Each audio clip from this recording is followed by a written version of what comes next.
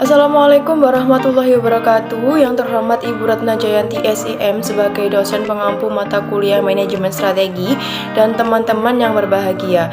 Pertama-tama marilah kita panjatkan puji dan syukur atas kehadirat Allah Subhanahu wa taala yang telah memberikan rahmat serta hidayahnya pada hari ini.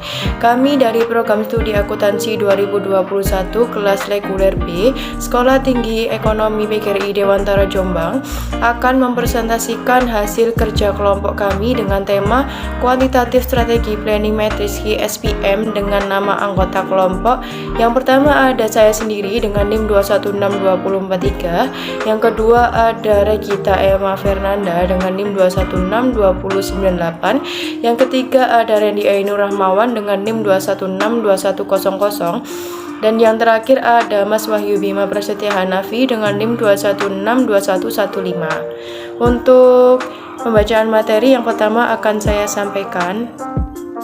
Baik, untuk yang slide pertama akan saya bacakan mengenai pengertian KSPM. KSPM sendiri merupakan desain strategi yang dirumuskan oleh manajemen dalam menentukan pilihan alternatif yang tersedia, sehingga akan memberikan gambaran hasil bagi manajemen untuk menentukan apa dan bagaimana, kapan dan di mana, serta oleh siapa KSPM harus dijalankan. Oleh karena itu, dalam perumusan strategi, manajemen harus memiliki keyakinan tentang hasil yang akan dicapai. Hal ini meningkat pengukuran kuantitatif, memberikan gambaran nyata tentang langkah-langkah yang harus dilakukan sesuai dengan perencanaan yang telah ditetapkan. Secara konsep, KSPM menentukan daya tarik relatif dari berbagai strategi berdasarkan setiap jauh faktor keberhasilan, kunci internal dan eksternal, dimanfaatkan atau diperbaiki.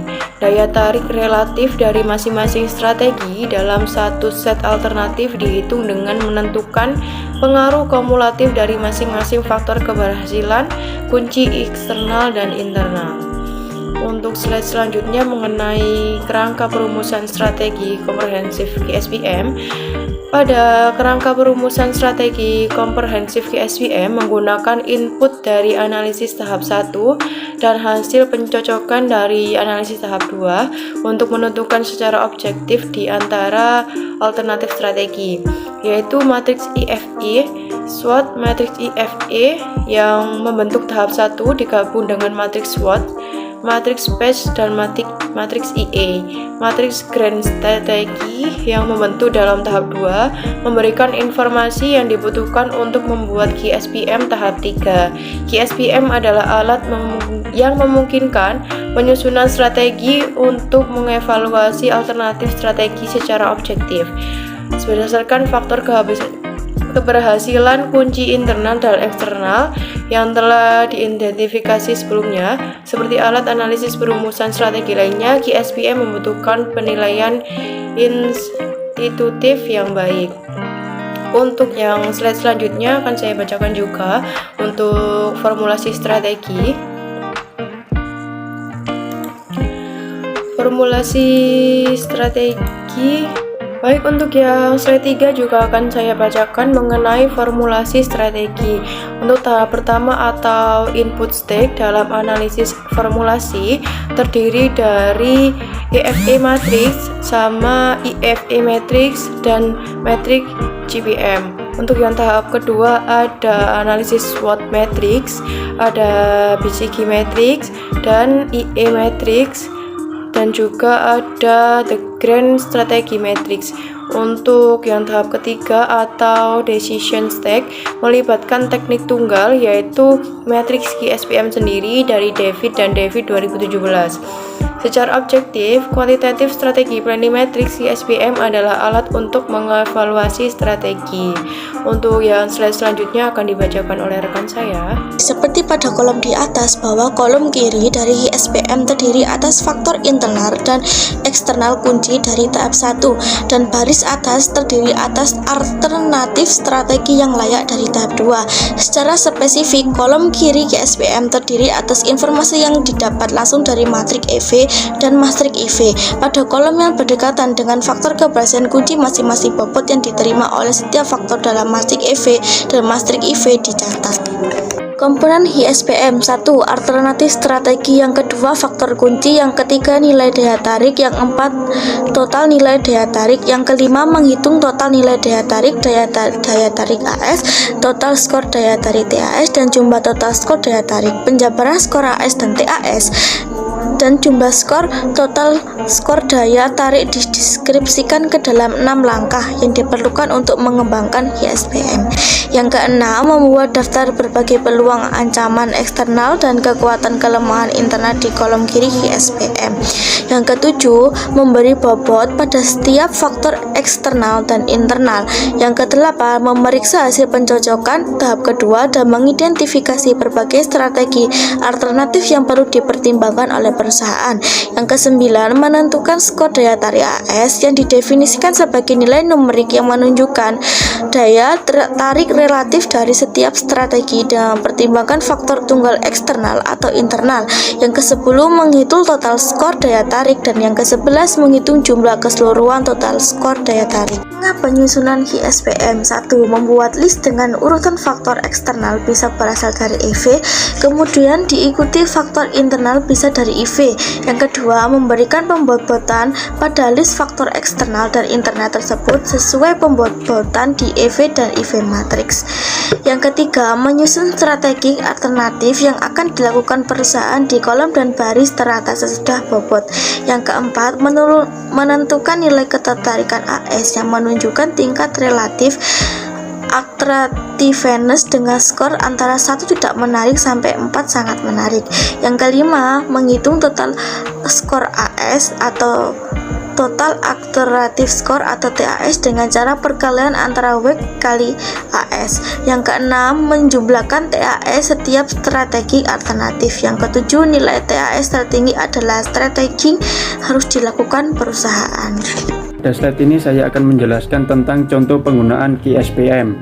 Yang pertama, dalam matriks ditentukan langkah strategi, yaitu membeli lahan baru dan membangun toko yang lebih besar atau merenovasi total toko lama. Yang kedua, terdapat 2 pilihan strategi dan masih bingung dipilih untuk keputusan terbaik, sehingga dilakukan analisa sesuai kondisi faktor eksternal dan internal dengan inputan dari EFE dan IFE.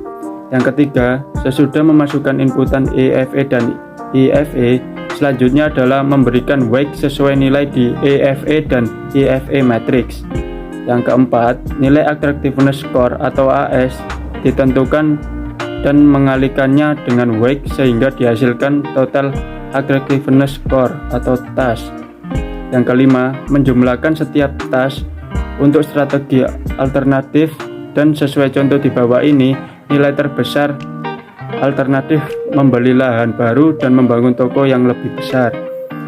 Untuk slide selanjutnya saya akan menjelaskan tentang manfaat penggunaan HISPM.